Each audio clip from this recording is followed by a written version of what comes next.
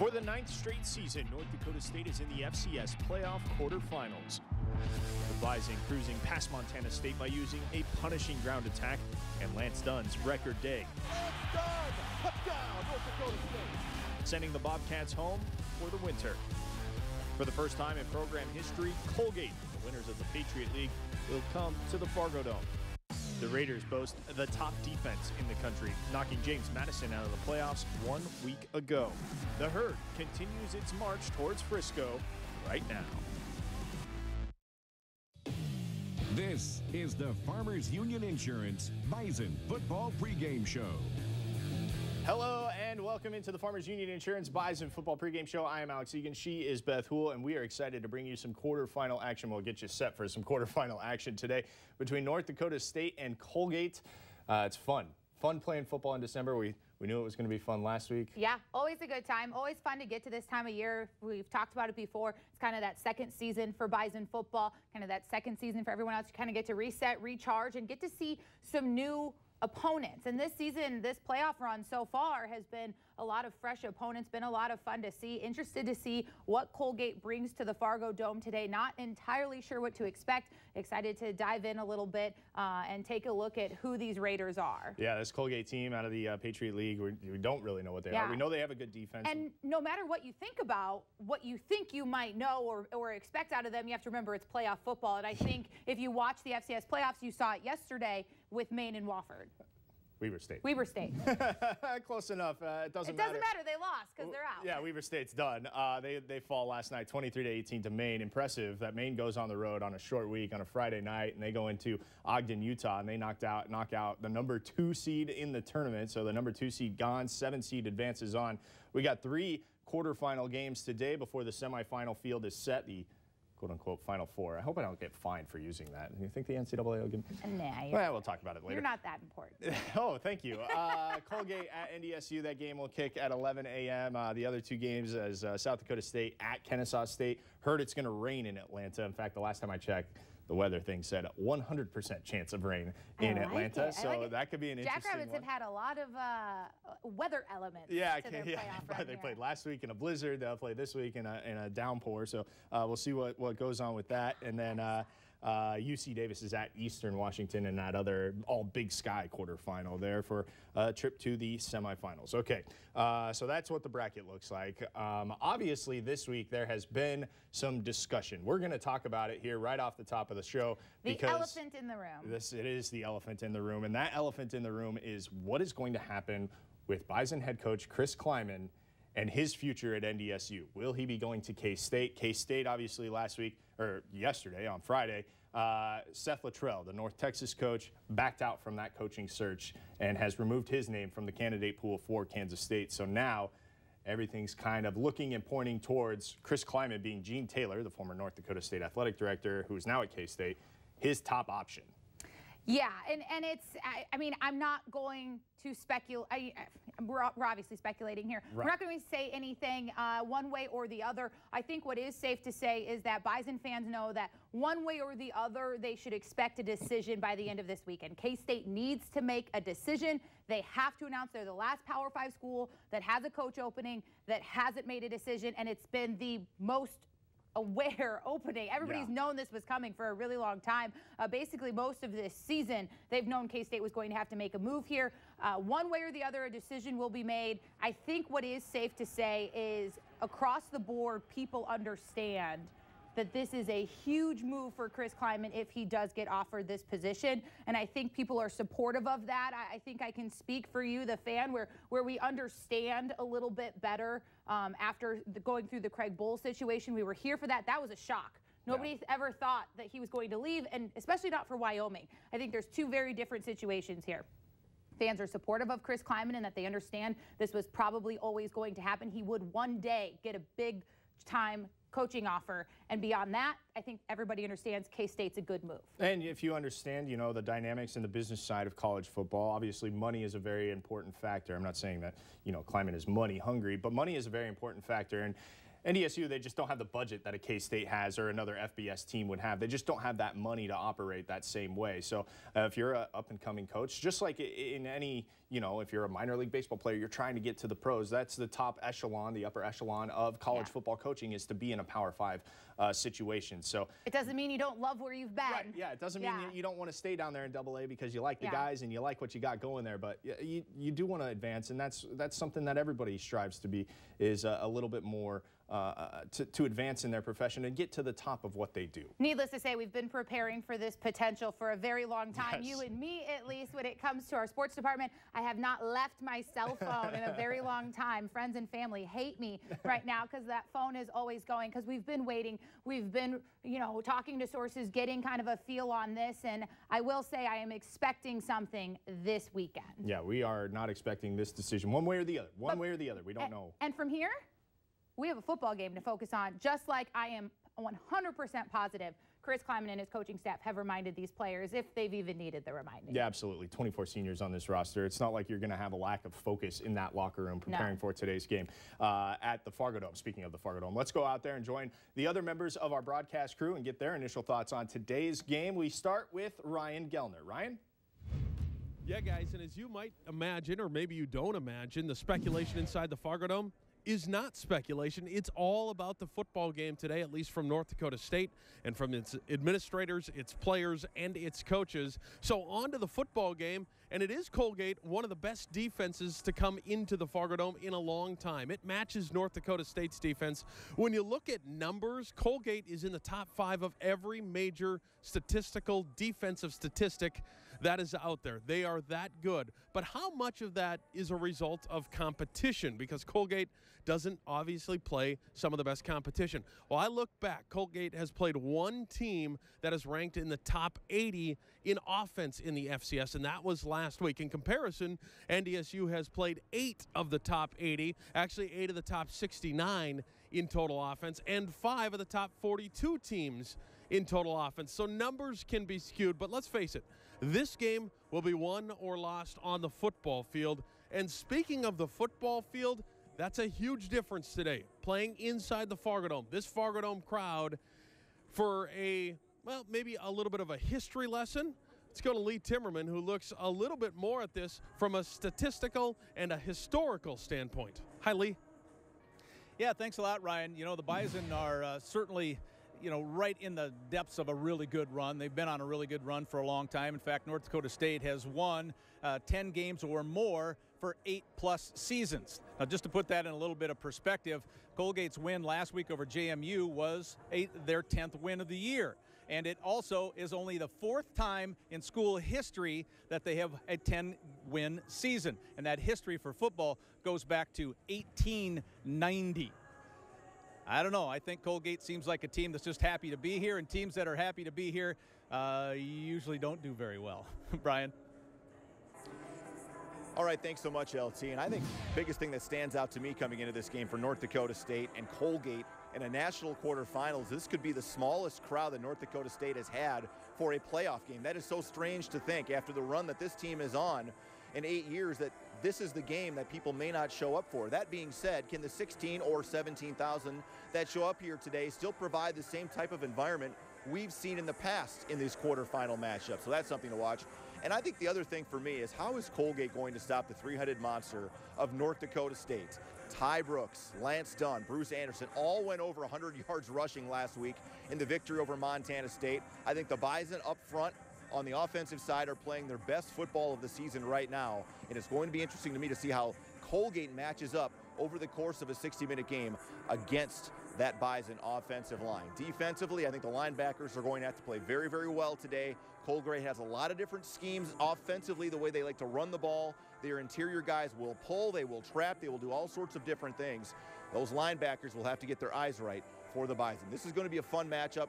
It's always enjoyable in the quarterfinals on these 11 a.m. kickoffs. Beth and Alex, back to you.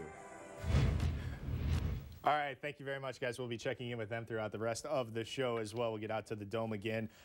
So let's talk about this Colgate defense. This Colgate defense is the real deal. Yes, they play in the Patriot League. Yes, they're not really playing teams, but they held this Army team to, 28 points in FBS game. That was a pretty good showing for them. They have the top scoring defense in the FCS.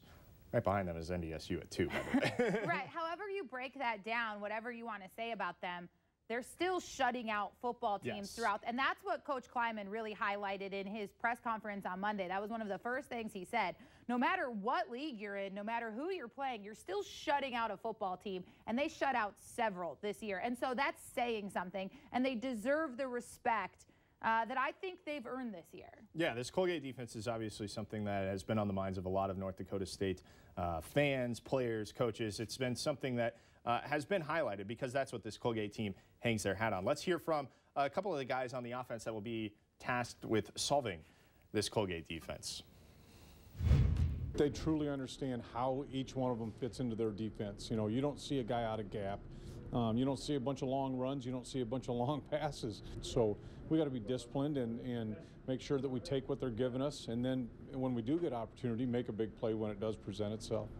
They're just an experienced group, and they've played together. They know each other's fits and where they need to be. You don't see people miss fits. You don't see people miss tackles. They force an unbelievable amount of turnovers, really opportunistic defense.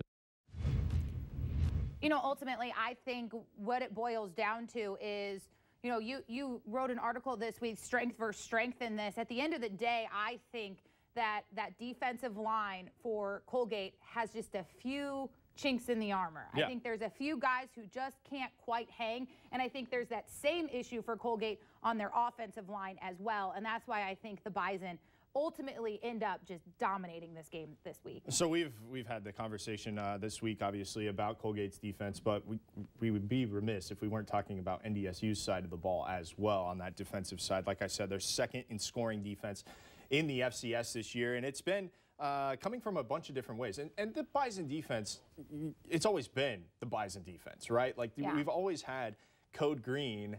This has blown my mind this year. Yeah, it's always been Code Green carrying the team, and we saw that in 13, we saw that in 14, you know, 15 with Carson for a little bit, but 16, obviously, the defense really needed to carry the team to get them back.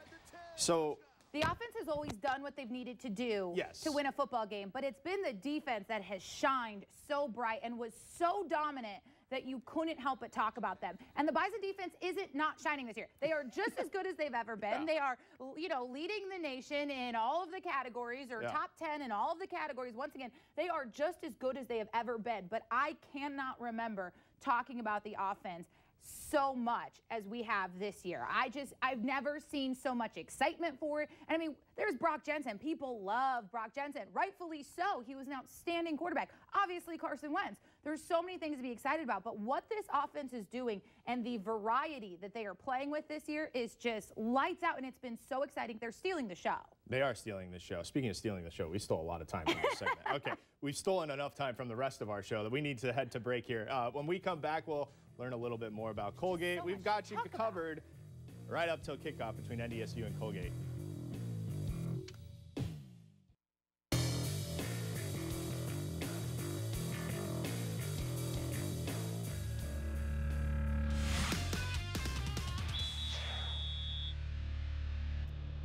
Coach, I'm up with the defensive line coach, Nick Gazer. Nick, today we're going to talk a little bit about your stance. Well, our stance, I think it's the number one fundamental that we need to work on as a young player, or even kids that report here day one of fall camp.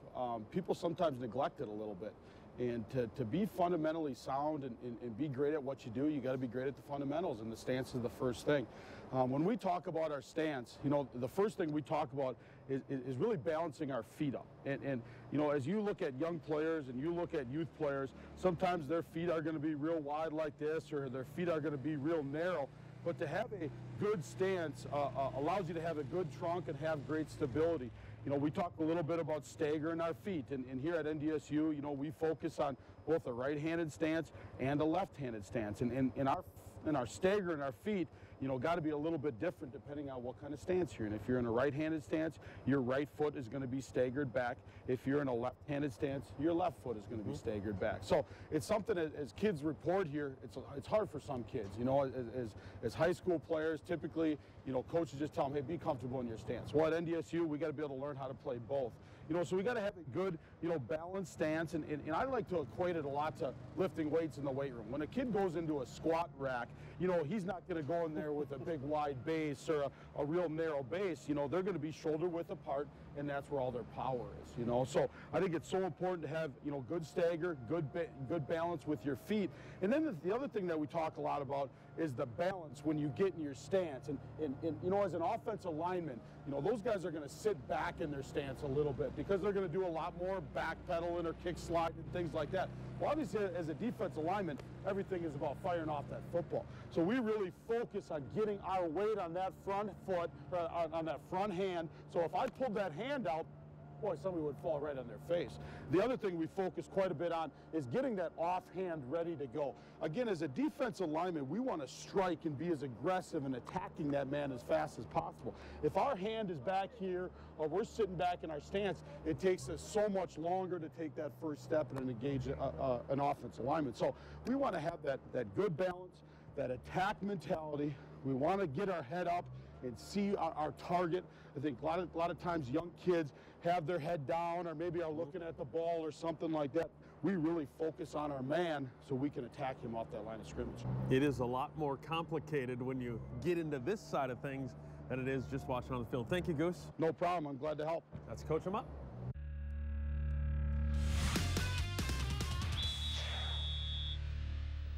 Here is a look at the Colgate Raiders walking into the Fargo Dome for the first time ever. Let's learn a little bit more about these Raiders. We catch up with the voice of Colgate Athletics.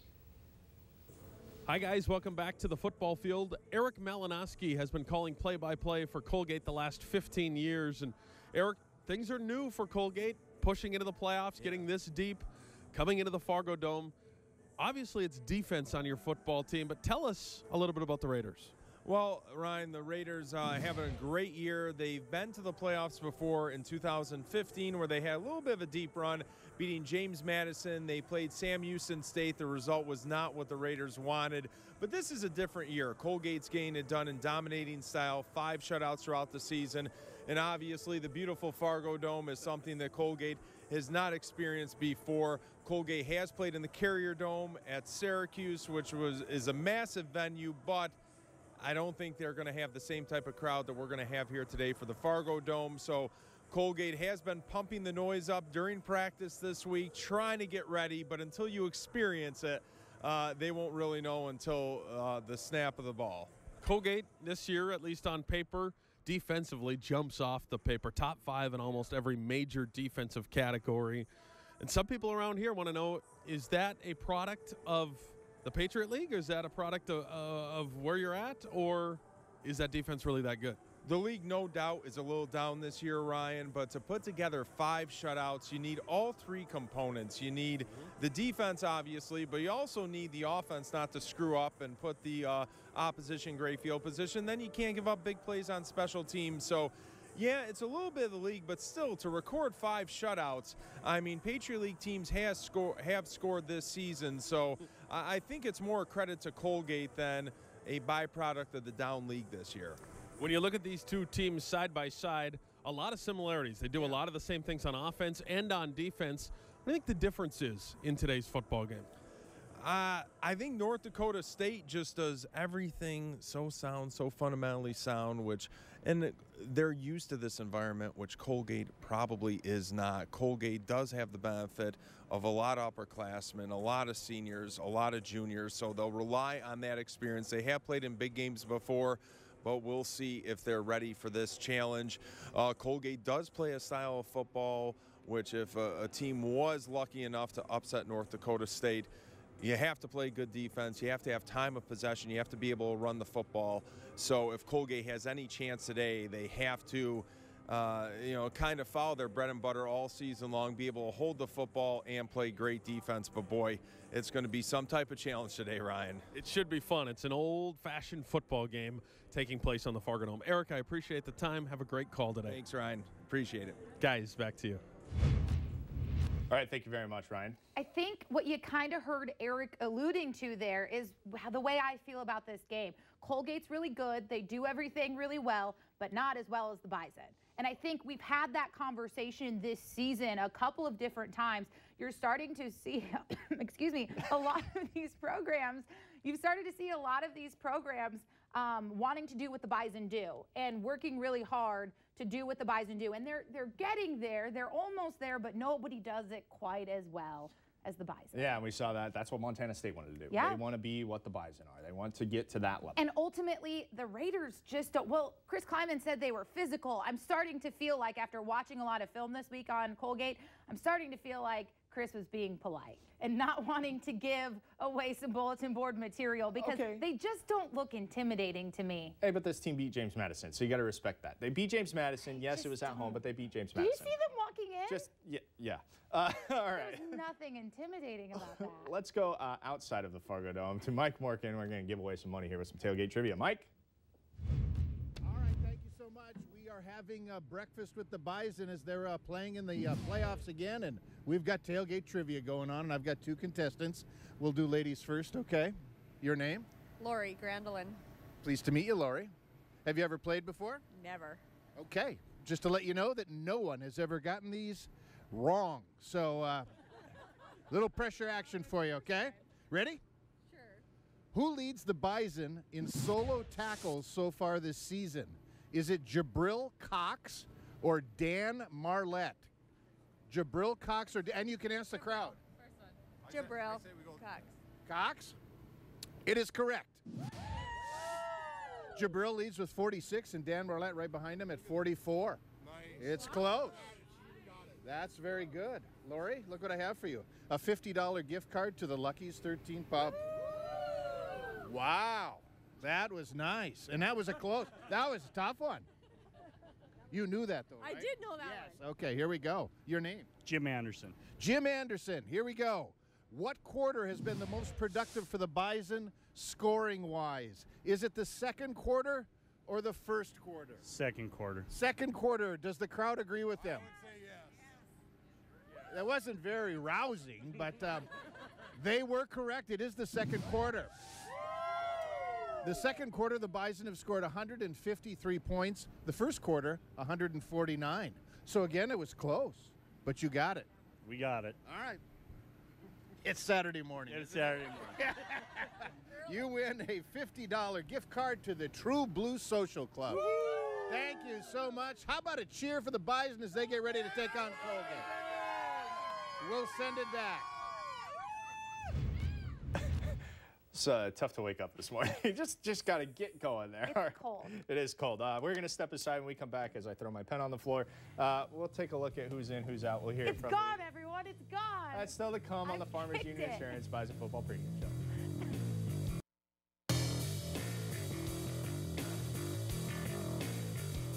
Time now for our Sanford Orthopedics and Sports Medicine Injury Report. For that, we go out to the Dome and Ryan Gellner. Thank you, guys. We are talking with Bruce Pyatt this week about knee dislocations, and we bring that up because more and more you're seeing a knee dislocation end in an ambulance trip, which all of a sudden seems like something serious. And when you say knee locations, you don't think serious right away, but you as a doctor do. Yeah, it's a devastating injury to the knee, and what happens is your knee is made up, the major part of the joint is the femur comes in contact with your tibia and forms a joint. With a knee dislocation, most people, when they talk about that, it's the kneecap that pops out. That's not nearly so big of an injury to it, but truly in football, the big injuries we've seen lately is when that tibia and femur become dislocated. And the reason that that's so devastating is there's many ligaments which help to give stability to the joint that are damaged and injured and torn.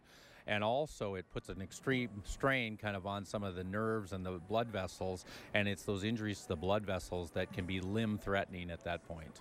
We've seen Teddy Bridgewater, some other National Football League stars end up in the hospital, surgery, life-saving surgery, or at least limb-saving surgery.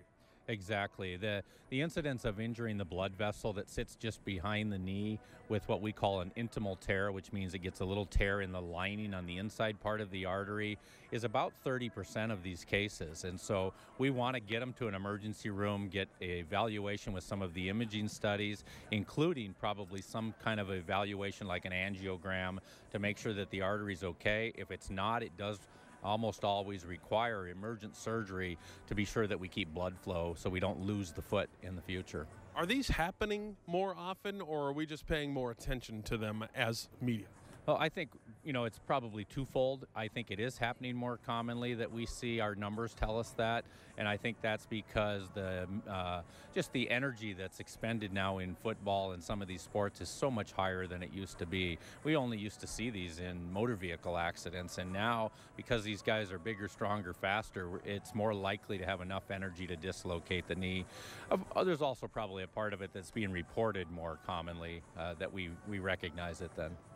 Good stuff from Dr. Bruce Pyatt. Bruce, appreciate it. We'll do it again next week. I'm up for that. Sounds good. All right. It's a date. Guys, back to you. All right, thank you very much, Ryan. Let's take a look at who is in and who is out today. We have 2 names on the injury report. Seth Wilson with a leg injury. We expect him to go. Blake Williams suffered a shoulder injury last week against Montana State. We also expect him to go. Also not in the roster, on the roster this week, Desmond Kane no longer with the football team. Broke that news on Monday.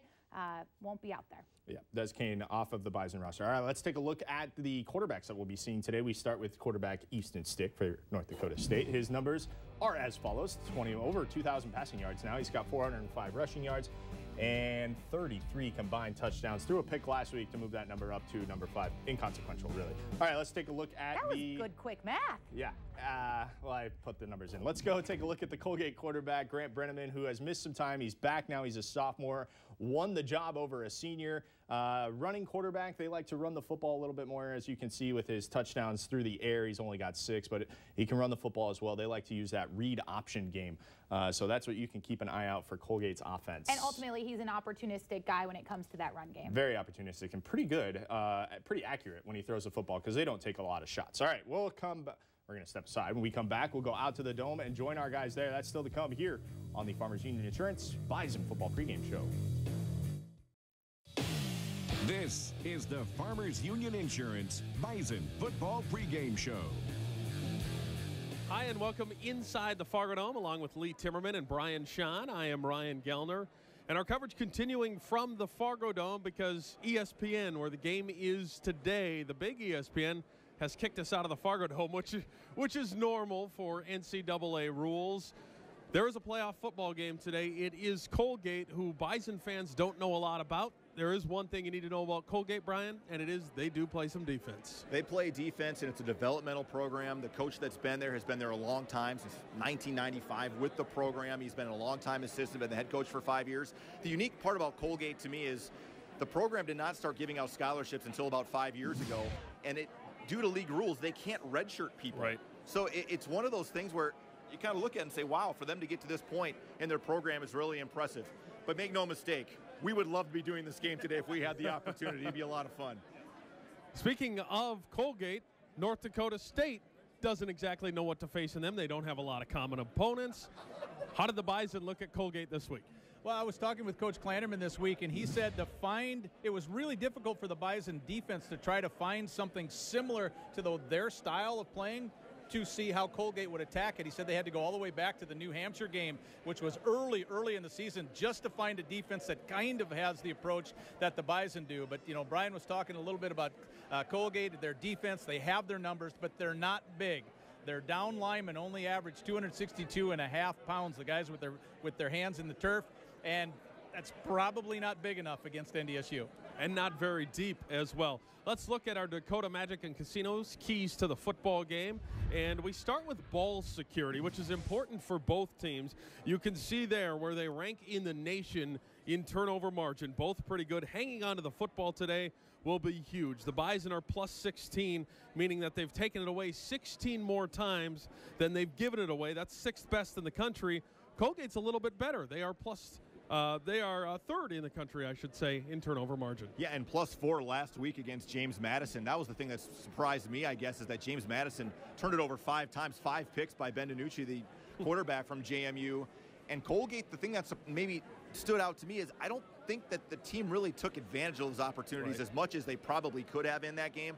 But those turnovers came at opportune times, and offensively they take good care of the football. They pride themselves on trying to establish the run. They don't throw it particularly well, but when their quarterback gets out of the pocket, he can be a little bit dangerous as well. A lot like North Dakota State. I would argue Easton Stick, though, can throw it pretty well. But other than that, those two teams look a lot alike. Our number 2 key is explosive plays, something the Bison had a lot of last week and have had a lot of throughout the season. The Bison with 3 100-yard rushers last week, including 5 running plays over 25 yards. The question is, can the Bison have explosive plays today against Colgate, who Lee ranks in the top 5 of every major defensive category? I think the short answer to your question, Ryan, is yes. And here's why I think that the Bison will have some success today. They play a lot of man-to-man outside, so the eyes of the corners will not be back toward the running plays. And there's a kid's name I wrote down, Alec Wisniewski. I think he's the key guy. He's one of the safeties. And if he has to come down and try to make tackles on the edges, then the Bison are going to just throw post patterns behind him. So if they can bring that safety up. So I think there are big plays both to be had for the Bison, both through the air and on the edges, especially like last week, and a lot of it depends on where this Wisniewski kid goes. We'll watch that. Number 3 on our keys to the football game, brought to you by Dakota Magic Casino, is hidden yards. And what we mean by hidden yards is the yards that don't always show up on the stat sheet. The punting yards, the punt return yards, the kicking yards, the kick return yards, interception yards. North Dakota State has made a living on those all season long. Yeah, and I don't think the special teams have probably gotten enough credit to this point, in particular the punting game and punting defense. What Garrett Wegner's been able to do. He's a top 10 guy nationally in the FCS in terms of average per punt. Darius Shepard is one of the top return guys. And for the most part, kickoff coverage has been good, with the exception of the kickoff return by Southern Illinois in the regular season finale. This group has been pretty solid across the board and a sure-handed bunch. We'll see how that plays out in the course of today as well. Should be a fun football game. The football game starts at 11 o'clock, a little less than, 20 minutes from right now. And you can watch the game on ESPN. We'll take you right up to the coverage of ESPN's coverage. When we come back, we are back in the lobby of the Fargo Dome live as North Dakota State gets set to take on Colgate on the road to Frisco, Texas.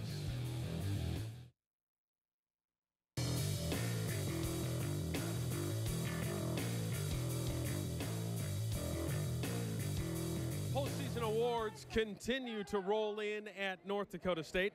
That starts this week's Herdline News. Quarterback Easton Stick was one of 13 finalists for the prestigious William V. Campbell Trophy, which is presented annually to the top scholar athlete in all of college football. It's the academic Heisman Trophy, if you will. The honor was awarded to Clemson's Christian Wilkins in New York on Tuesday. The senior from Omaha was also named one of 3 finalists for the Stats FCS Walter Payton Award, recognizing the Offensive Player of the Year in the FCS. The Payton Award is announced January 4th in Frisco, Texas. Stick was also recently named a finalist for the FCS Doris Robinson Scholar Award. That was announced on Monday. The Doris Robinson Award is presented to a student athlete that excels not only in the classroom but in the community and beyond. And I should say that is announced on this coming Monday. Defensively, both safety Robbie Grimsley and linebacker Jabril Cox are finalists for the Buck Buchanan Award, given to the FCS Defensive Player of the Year Award. That also announced January 4th in Frisco, Texas. And Bison head coach Chris Kleiman is a finalist for the Eddie Robinson Award, which is presented to the top head coach in the FCS. I had a chance to catch up with the head coach moments ago down in the locker room. Chris, the playoffs continue on. This week it's Colgate, and if there is a defense that's as good as North Dakota State's, it seems that Colgate has that defense. Well, absolutely. I think they've shut out 6 straight opponents at one time during the season. They run an odd front. I just think they tackle so well and they get off blocks. And if you're able to do that as well as take the football away, which they've done at a high rate, I think they're plus 16 in the turnover margin, you're going to be successful, and they have a tremendous defense. Offensively, what do they bring to the table? They look a lot like you guys. Yeah, they really do. They want to run the football, and that's kind of a formula for success. If you can run the football, play good defense and special teams, you're going to win a lot of games, and that's what they've done. But they have a unique way of running the football. They're going to run a lot more what we would call gap schemes, where they're pulling guards and centers and tackles as opposed to the zone scheme stuff. And I really like their tailback, and I really like their quarterback, so we'll have our hands full. How important in the playoffs, especially today, are those basic things, tackling and special teams, things people take for granted. How important is that for you? For us on special teams, it's the hidden yards. You know, we can't let a punt drop and roll for 20 yards. We have to do a great job in our coverage units. And then the easy things, cannot give up explosive plays. We have to protect the football, and we have to try to find a way to get a couple of turnovers from them, because when you flip the film on, it seems like their offense is always starting plus 50 and in, and we have to flip that script today. We've got to do a great job of making them drive at the length of the field and try to get our offense some short fields. Finally, tell me how focused your football team is. Our guys are ready to go. We've had a great week of practice, great energy, great focus, and we have 24 seniors in there that know that every week is potentially the last week you get an opportunity to play in this great place in the Fargo Dome, and so our guys are locked and ready to roll. Good luck this week. Appreciate it. Thanks. The line to get into the Fargo Dome stretches all the way out the lobby. This is just some of the people waiting to get in for playoff football. I can tell you firsthand, this is a bigger crowd than last week, and I believe there are still just a couple tickets available. But this place is going to be magical as Bison fans get ready for playoff football between the Bison and Colgate. Back to our Fargo studios when we come back.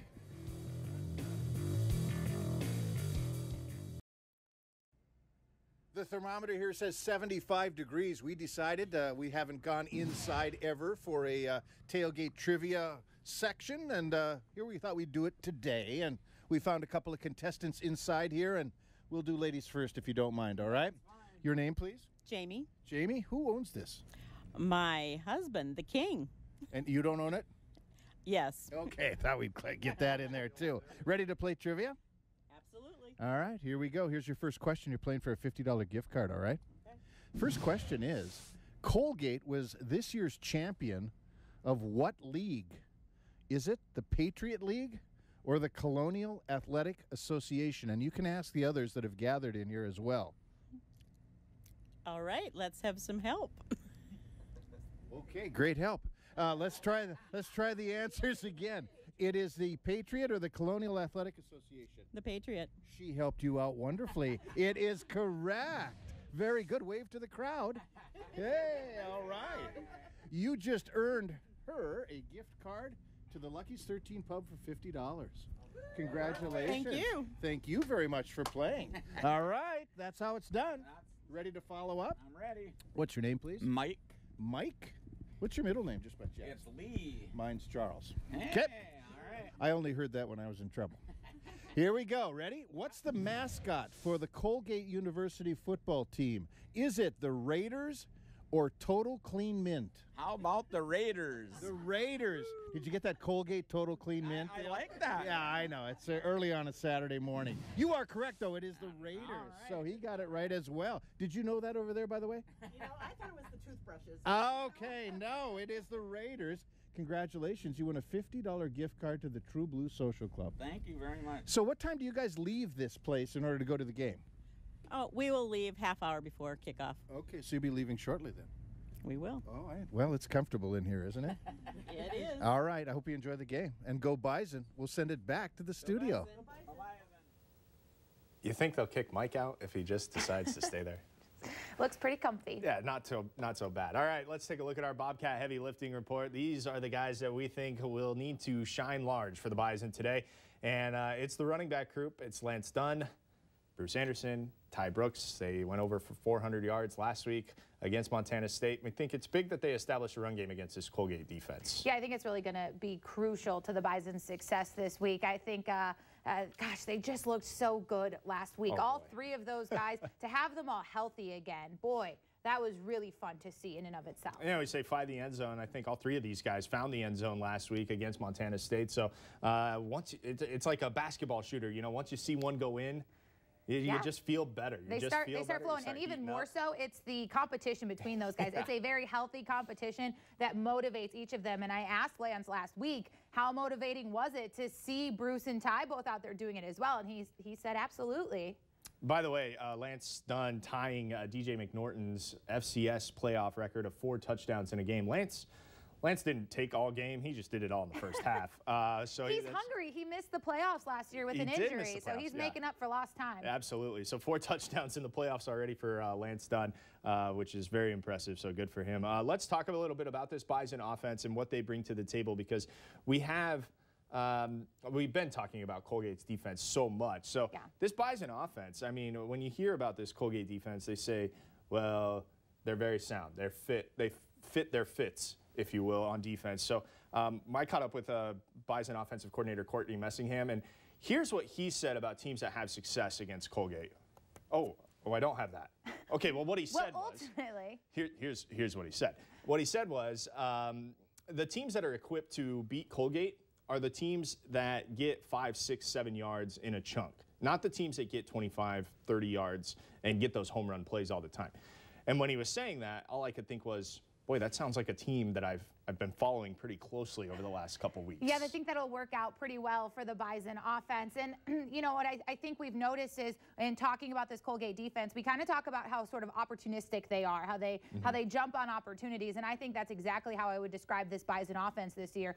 Using that run game, taking what teams give them, and they're able to take a little bit more than the average Joe as well. Their average yardage is certainly higher than anybody else this season. And the story that I will have for you tomorrow on the Bison Football Show with Chris Kleiman, which can be seen at 10:30 on Sunday, self-plug there.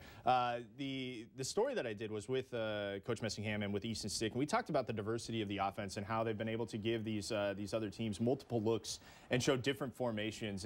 And the reason behind that, and there's a couple of reasons behind it. Courtney Messingham is a little bit more comfortable in his second year. He understands what the personnel that he has to work with. And what I also found interesting was how they come up with that game plan and who they talk to and who's involved in coming up with that game plan. And if you think that it's just Courtney Messingham sitting down and saying, these are the plays that we're going to run this week, that's not the case at all. Everybody's involved in this game plan, including Chris Kleiman, who comes in and says, okay, from a defensive standpoint, here's what I would do to defend that. So that's something that's very interesting about how they come up with these game plans and how this offense has been able to be so explosive, and why we are talking about the offense as well as the defense, going back to what we were saying earlier in the show. Yeah, and in that run game, you know, I mentioned average rushing. Lance Dunn has averaged 5.9 yards a carry so far this season. Bruce Anderson, 7 yards a carry. And so those are really good numbers, and that can really open up your game and keep the ball in your possession until you finally wear them down for that big explosive play. Yeah, so that's what the Bison will have to do on offense today, is in order to get into the end zone, they say that we're going to have to be able to wear those guys down. And Easton said we need to rely on the Rams. We need to rely on the Rams. And it was funny last week. Wait, I haven't heard that all year. Yeah, and last week in the post-game press conference, Luke Bacon said, you know, yeah, it was fun to run the football for, you know, over 400 yards, and I don't think Easton had over 100 yards passing, which is great because we like to run the football. We'd rather him not have 100 yards passing. So that's what the O-line mentality is. That's what they want to do. Yeah, they want to run the football. And I think we're going to see another great game in that category as well today. Absolutely. All right, we're going to step aside. When we come back, we'll get our final thoughts. We'll take you right up to kick off the game on ESPN2. 5 minutes and 58 seconds to go on our Coors Light countdown clock. Stay with us here on the Farmers Union Insurance Bison Football pregame show. This is the Farmers Union Insurance Bison Football pregame show. Just over 3 minutes on our Coors Light countdown clock before we send you over to ESPN for this game of North Dakota State and Colgate taking place at the Fargo Dome. Let's go to the Fargo Dome and get the final thoughts from our guys out there in the lobby. Hey, guys. Hey, Alex. Final thoughts for me. Maybe it's Captain Obvious, but this place has cleared out as far as getting into the football game, which means all the magic is happening inside the Fargo Dome. And for me, Colgate's got to deal with that. Will they be in shock and awe? Will the crowd get to them? That's something I want to see. Brian?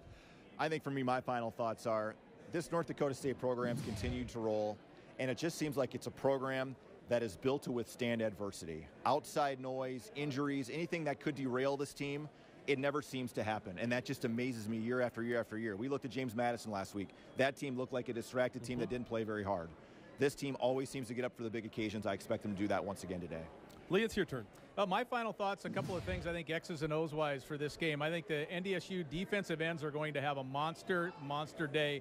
The tackles are not very good on Colgate's side. And the other thing is, if you talk about the yards, what are the toughest to get, those are those red zone yards. The Bison have 41 red zone touchdowns this year and only 5 field goals. Colgate has scored 26, I believe, 29 red zone touchdowns with only 13 field goals. So you can tell even against the poor competition that Colgate has faced, they still have struggled to get it into the end zone.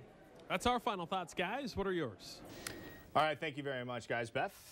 You know what? I think it really comes down to that turnover game. I think the Bison need to be able to get a couple of turnovers. We saw how vital and how game-changing those were in last night's quarterfinal matchup. I think if the Bison can win that edge and especially take away that momentum that Colgate has been able to win in so many matchups this season, I think this game has no problem going the Bison way. Okay, so we talked about it at the start of the show. This was a distracting week. It could have been a distracting week. A lot of this stuff came out on Friday concerning head coach Chris Kleiman and what his future is.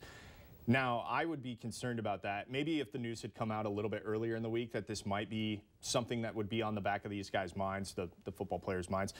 But since it came out Friday, and since there are 24 seniors on this Bison roster, I do not think that this will be a distraction at all. I feel like this Bison team could not be more focused on the task at hand, and they have the maturity and the ability to stay focused on Colgate. So when you hear them say, our focus is on Colgate, they mean it. Absolutely, and I think Brian had an outstanding point from the Dome when he said, I think that's what you saw at James Madison last week. I think that's exactly what you saw at James Madison last week, and I think that's why that is so dangerous and why Kleiman has fought so hard to ensure that this focus remains on this football game.